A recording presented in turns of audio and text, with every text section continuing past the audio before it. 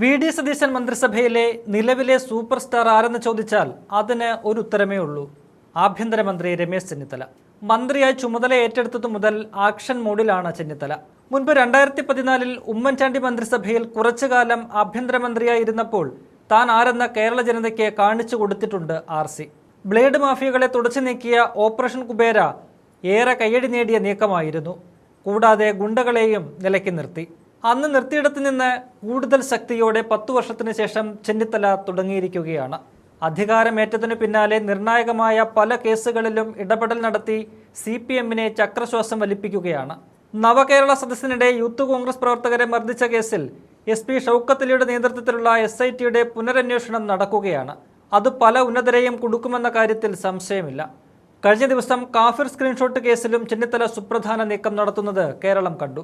ഇന്ന് പോലീസ് ആസ്ഥാനത്ത് യോഗം വിളിച്ച് നിർണായകമായ പ്രഖ്യാപനങ്ങളാണ് ചെന്നിത്തല നടത്തിയിരിക്കുന്നത്. പോലീസ് സേനയെ അടിമുടി ഉടച്ചു വാർക്കുമെന്ന് വ്യക്തമാക്കിയിരിക്കുന്നു ആഭ്യന്തരമന്ത്രി. സർക്കാർ മാറിയതോടെ പോലീസ് നയം പൂർണ്ണമായും മാറിയെന്നും അത് പോലീസ് നടപ്പാക്കണമെന്നും കർശന നിർദ്ദേശം നൽകിയിട്ടുണ്ട്. അത് വ്യക്തമായ സന്ദേശമാണ്. പിണറായി പോലീസിന്റെ ഹാങ് ഓവറിൽ ആരെങ്കിലും ഉണ്ടെങ്കിൽ അത് നടക്കില്ലെന്ന മുന്നറിയിപ്പ്. പോലീസ് സ്റ്റേഷനുകൾ ജനസേവന കേന്ദ്രങ്ങളായി മാറണം. സ്റ്റേഷനിലെത്തുന്നവരോട് മാന്യമായി പെരുമാറണം. നമസ്കാരം പറഞ്ഞ് സ്വീകരിക്കണം. അവരെ കേൾക്കണം. സൈബർ ക്രൈം തടയാൻ ശക്തമായ നടപടി. പോലീസിനെ ഭീഷണിപ്പെടുത്താൻ ഒരു പാർട്ടിക്കാരനെയും അനുവദിക്കില്ല. സ്ത്രീ സുരക്ഷയ്ക്കാണ് പ്രഥമ പരിഗണന.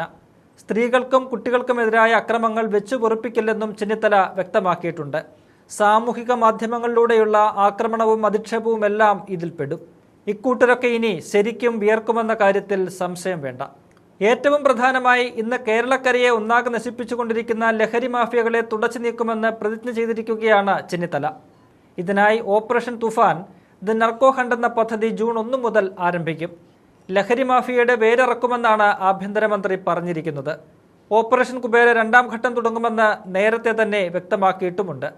എന്തായാലും ആഭ്യന്തരമന്ത്രിയായുള്ള 2ാം വരവിൽ ചെന്നിത്തല തകർക്കുകയാണ്.